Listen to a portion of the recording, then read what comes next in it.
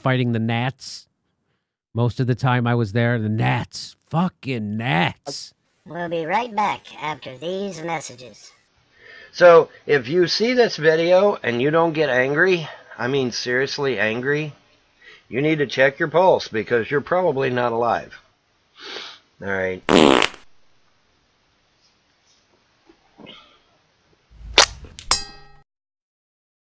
So don't take it out on me, alright? It's not my fault. Alright, so don't take it out on me. Oh, that evil bot help guy, he just had to get me angry this morning. Well, yeah, okay, it's 8 o'clock in the fucking morning on a Friday of all things, Friday morning. Next time he says that I stole money from her, I'm gonna make sure his mouth gets wired. Because I don't let nobody talk bad about me. I'm not a hillbilly country folk like everybody. I'm a city boy. Hey, you know what? I could call my ma while I'm up here. Hey, Ma! Get off the dang roof! Yeah, well, Von Hilton, I don't think he's going to get custody of his mother. He's fighting me for it. Because he can't pay the bills and she don't want him to do anything. He's telling everybody that his mom don't do nothing for him. She does everything for him. I have been hired by Miss Alice Hilton to go in and clean his house. He has a wide trailer. I'm sure you all have you've seen the pictures, you've seen this, know what it's been like. I cleaned it before Andrea got there. I cleaned it the day Andrea was arriving. I was there cleaning it. Okay. Right. I was the one who let Andrea know that she was pregnant, and she was 6 months pregnant before she even went to a doctor. I had to be the one to tell her she was pregnant because they kept saying that she couldn't get pregnant. I have scrubbed crap off of the walls because they would be in their bedrooms. Right. Okay. Right. I never told anybody, never got involved. CPS called me. They called me. I never called them. They called me and asked me and my husband if we would be willing to take his children because they wanted to place them with a relative. I would make him help me clean his nasty house. Right. I don't know what he has been face to face with me, nose to nose, screaming at me over something stupid, and then goes and tells his mother that I shove him. Hell yeah, I shoved him away from me. He had me pinned against his freaking computer desk screaming in my face. So hell yeah, I shoved him away from me. Right. And I told him right in front of him, I said, Alice, he's lying to you. This is exactly what happened. And when she found out, she jumped his ass. Everybody in Oneida knows who he is.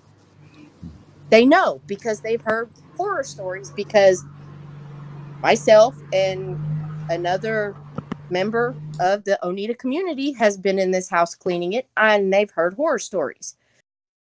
I would go down there. I would spend a week to 10 days cleaning the house. Okay. A week to 10 days cleaning the house. And then I wouldn't be there for a month or two. So I don't know what happened between then and there, you know. She would like let other family members go in and do some cleaning, you know.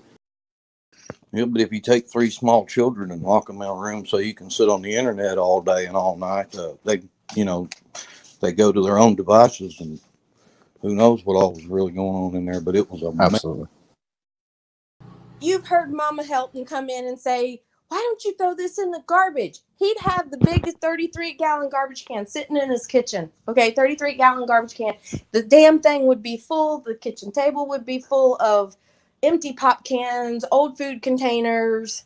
I mean, and this was even before Andrea got there, while she was there with the children. I had a birthday. I threw them babies a birthday party in my house. I have a picture of his goofy ass cutting up at my house with them babies because they had to have a birthday party. If I was in the picture or around, I did not let them babies go without. I would clean them. I would bath them. After she brought the babies home from the hospital, I was there helping her and Miss Alice take care of those 3 children. I have a few words to Mr. Von Helton. Keep my name out of your mouth. He stood in his own living room and begged me, Marcia, please take my children and raise them. And I'm going, James, you don't mean that. Don't say that. Wow, he actually offered his kids to you? Yes. He was upset over Andrea. Of course, it was about a year after Andrea, and I was over there cleaning, and he's just like, they keep trashing the house. And I said, James, the kids are bored to death.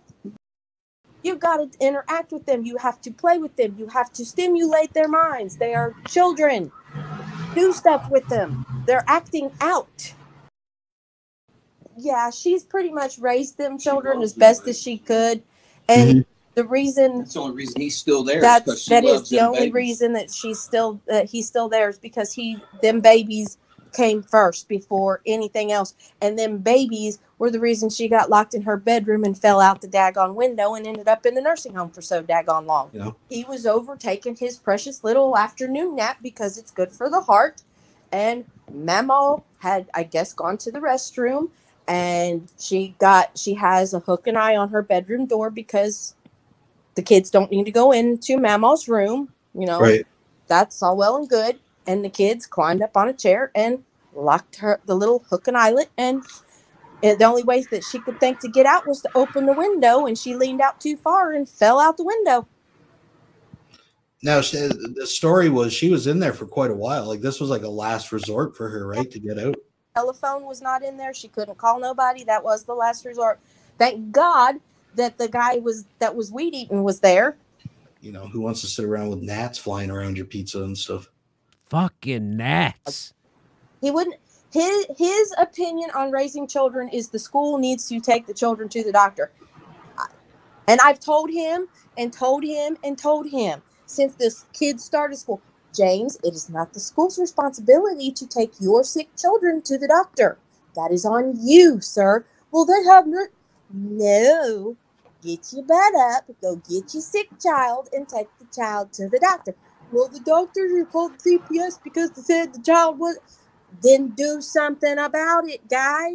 I go to the town market. My friend Sheila says, what are you doing today, Marcia? Oh, I'm just cleaning for Aunt Alice. Oh, you over at Von's nasty house? No, not today. That was literally said conversations. Multiple times. Right. Never once did I go in and say, oh, my God, you're not going to believe this. Look at this nasty picture. Oh, my God. I would not take my phone, my iPod, nothing into the house to take pictures until I was asked by his mother so she could have a record to show the judge because she has been wanting to throw him out. She's tried several times, but then she has a change of heart because of them grandbabies, because he holds them against her. And right. I tried to be there for her. But then when she really started losing her mind, it freaked me out because she was standing in my home, standing next to my daughter, and reached over and tried to kiss my daughter. My daughter's 14 at the time, okay? And and I said, James, your wife is trying to kiss my daughter. He laughed about it. And I said, okay, well, you guys need to go. But, I mean, they brought the kids up there. We were watching Frozen together, but then you cross the line when you're trying to kiss my 14-year-old daughter. So I do know that I would not go clean his house unless I had someone with me. And here's why. Granted, I'm no punk. I was raised with 3 younger brothers. I'm a tomboy, but damn it, you cross the line, you're going to feel me. Okay. We were taking garbage out to burn because it was cardboard. So we were taking it out to the burn barrel.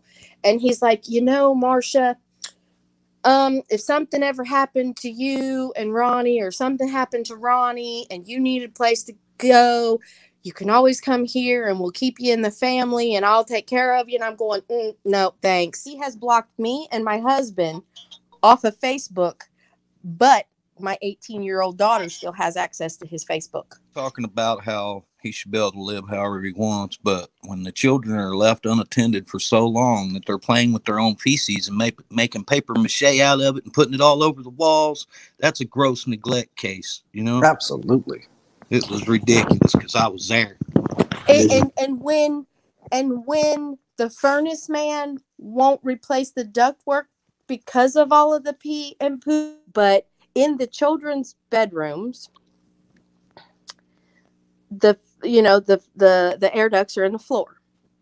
They would throw toys and whatever else, and there was pee and poo. I wouldn't go in there and clean unless I had gloves. I made Alice keep gloves in her house along with my bucket of cleaning supplies, because I would have to have a putty knife and a spatula to scrape the walls and scrub them. It would take me 2 days to clean one bedroom, and bedrooms in a trailer are not that big. And we're talking every few months, right? You said you clean like probably every months? 3 months. But I mean, it would get to that point where I would have to do that. And I told him, I said, James, get up off your butt, get the kids off to school. That hour after you get them kids off to school, you can have the dishes and this house cleaned and picked up before lunchtime. You can have your lunch, take your precious little nap, and then get your children off the bus and do it again the next day. Not hard, guy. And he's like, no, you don't understand. And I said, bullshit, I do understand. I've raised 3 children. You know, like I said, I've been going in and out of his house since I've been here. I mean, I took care a couple years before the kids. Me and 2 other women had gone into his house, and it took us 7 days. The first time. And mind you, that 7 days was a thorough deep clean. And every time I would go in there and clean, it's a thorough deep clean. It's scrubbing the walls. It's washing the windows. It's pulling all of the furniture out, doing the dusting, everything. Because you can't just, because of how bad it would get, you can't do it halfway. Okay? You just can't do it. And little Jerry, God love that poor little baby. Oh my God. His room, because he was by himself, because the girls couldn't be in there with him, he'd be in there by himself. Okay? And I've had to paint his ceiling, Jerry's ceiling. Now, this is the ceiling. 6 times with Kills paint to try and cover up the shit stain off of the ceiling. I'm guessing because when I would go to clean, the kids would be at school or at Mama's. Okay? And I would go over there. I'd get there in the morning, and I would fix everybody breakfast. I mean, we would do a big biscuits. This was a tradition. If you go to clean at Aunt Alice's house, we have a big family breakfast. Biscuits, gravy, bacon, eggs, sausage, fried apples. The flippin' works, brother. And then we'd all sit around and we'd cut up. We'd enjoy each other's company. And then we'd clean up after breakfast. And then me and the girls that she hired to clean for that day would go clean. Come lunchtime, we'd come over. We'd make lunch. Do the same thing again. I loved helping Aunt Alice and cleaning for her. When I had to go to his house, oy vey. Just, oy. I hate to put it out there on the internet. I don't like talking about it, but I'm so sick of this man going on the damn internet and telling people lies that I taught his children to smear their crap on the walls and to make a mess of this house. They would sneak out of their rooms and sneak food. Okay, there would be busted up cake mixes, everything. It wasn't just toys and junk and garbage. It would be food that they would sneak out of the pantry and just throw everywhere because they didn't have. I could see it in the children's faces, how they would react with me. Like I said, I've raised 3 successful children. Okay, I got one serving in the United States Army right now. Okay, my youngest is in college. My oldest has made me a grandma twice. I mean, I've raised children. I know how it is and what you have to do to raise a healthy member of society. Okay? I This pains me that this man has the balls to go on there and accuse me of doing the crap that he is saying that I've done, telling me that I broke up his marriage. Honey, I hadn't talked to Andrea in a month, and she's messaging me on Facebook telling me she's talking to some other guy that it's getting ready to come and pick her up and take her to his house. I had nothing to do with that. I said, dude, that's not fair to James. You need to go tell James that you're not happy. Don't be that girl that's going to cheat on your husband. If you're not happy, go to him and tell him. Those were my exact words. I could probably even find it in the archives of my messages to put that out there. Okay? I'm not that girl. I mind my business. I take care of my family. I help when I can help. And to be slandered by the likes of him, I have tried my best. Ignore it. Nobody listens to him. He doesn't know. He's trying to take the heat off of him because he knows he's wrong. He knows he's wrong. He's accusing my husband of stealing. Why in the hell does my Desert Storm veteran husband, who gets VA benefits because he served our country, want to steal from his aunt? Tell me. I want to know. I don't even want to see James Von Helton go through what he's going through. But he's done it himself, and he needs to take the blame and say, oh, the world does not owe me a living. I need to do what I need to do to take care of my business, not put the blame on me, my husband, or any other family member that has done nothing but try to help him. I was there when Andrea and him got married. I helped Andrea get ready, walk down the aisle. I was in the wedding. I've got pictures. I just seen them somewhere. I think they were on, I don't even know where they are, but I just seen them recently. So I don't know what would cause him to badmouth me and my family when I have never said anything ill against him. The reason that I think he's losing his kids is because he's not, like I said before, he's not taking care of business. Okay, I at the beginning of this chat, I said that he thought that he's under the impression that the school is in charge of taking his children to the doctor or to the dentist so that he doesn't have to. Okay. Now, I know there's a nurse on call, and the nurse does do health checks, and the nurse can decide that, yes, your child has an ear infection. Okay. Because they've done that with my daughter. They've called me and said, I believe she's got an ear infection, and I can give her an antibiotic if you cannot get her to the doctor. And I said, I can get her to the doctor. That's fine.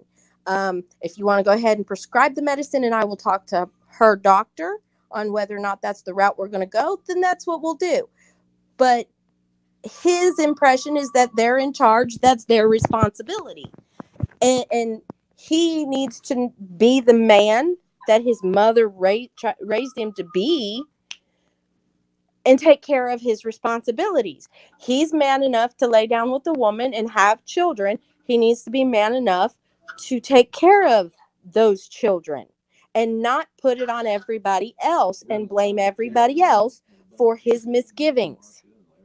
He asked me one time, he said, please take my kids that way, and I was like, oh, James, I was appalled. Okay. I literally was appalled. How can somebody make a child and ask someone else to take them? I looked at him and I said, no. This is your responsibility. You need to man up, and you need to get your head right. Okay. If you need somebody to help you, I've told you I will help you. I will talk to Alice. I will come in once a week and I will help you. I will train you on what I did and how, raising 3 kids, especially 2 of them being twins, that's a little nerve-wracking for anybody, especially by themselves. Mm-hmm. I told him, I'll talk to your mom. She's not going to let you do that. Well, James, okay, let's plead to her on her sympathy card. She was paying me $6 an hour to go in there and do this, take care. Now, $6 an hour to scrape poop off of a wall, not enough, but I did it because the babies did not deserve that. Okay?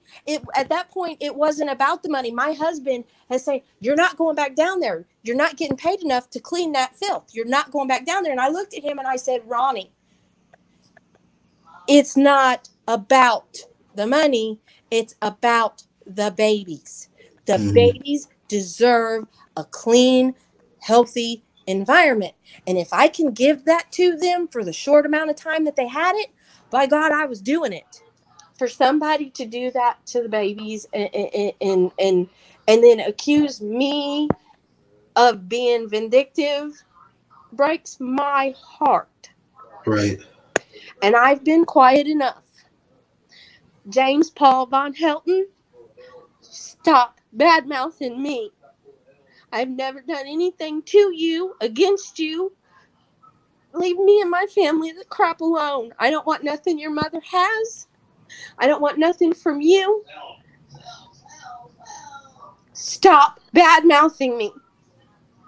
When I would walk in, the worst one, you walk in, there's a pathway from the back door.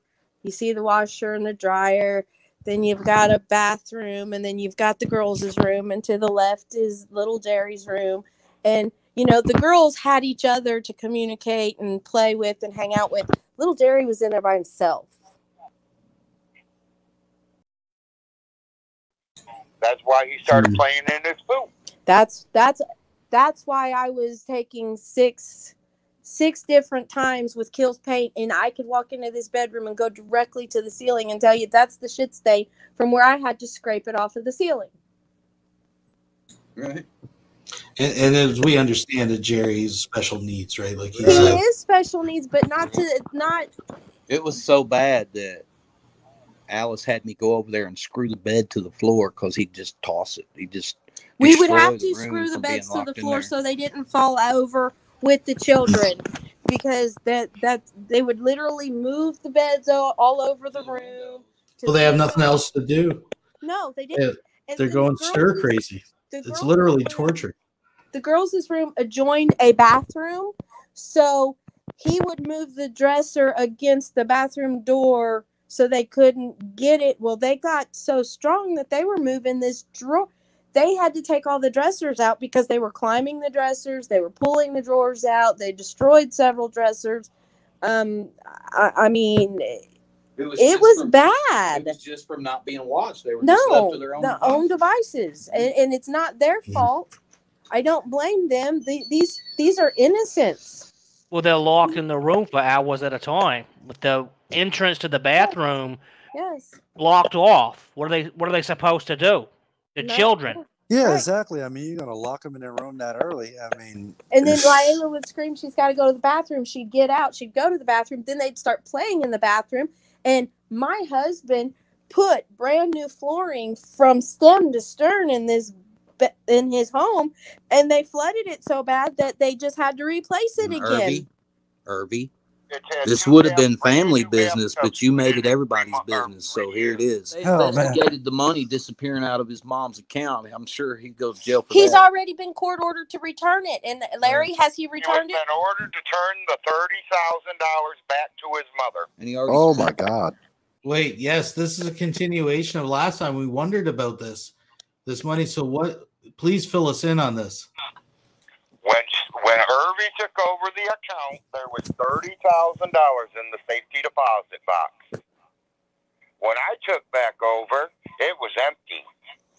Right, and on that one video, he says where he took his daddy's money and put it in his account. Says he He literally incriminates himself on that video where he took her money. His dad's inheritance. That's Dad's been gone for years and years and years. That was his mom's money he took. His father retired from a company called Pease. It's a door company in Ohio, Hamilton, Ohio, and Alice, I think she tells jokes about when he'd get his retirement check. It was like $35. No, it was $25.50, and they'd go to dinner. Right. That was his daddy's inheritance. And she even said his mama was the tycoon. She had, rest homes and nursing homes. You just got to remember, when he was working, they only made $6 for a whole week worth of work. Right, exactly. Well, you're talking about back in the 70s and 80s. So we're talking 40s and 50s and 60s. Yeah. So his daddy, what money his daddy acquired, Alice will tell you. When I sold the properties and we got divorced, I gave him some of my money. So he bought that house down the street. And bought the house down the street for him to live in before he died. Right. Because I would go clean. Me and the other person that she would have hired, there was normally 2 of us, sometimes 3, depending on how in depth she wanted us to clean. We would go down and we would do maintenance on that house after his father died. We would clean it every 6 months. Just keep upkeep. Wasn't it you guys that helped me move all that stuff out of there? Oh, yeah. And then we would, even at Christmas time, even though no one was living in this house, we would go and decorate it for Christmas. Right. Okay. So his daddy didn't have but what Alice gave him. Right.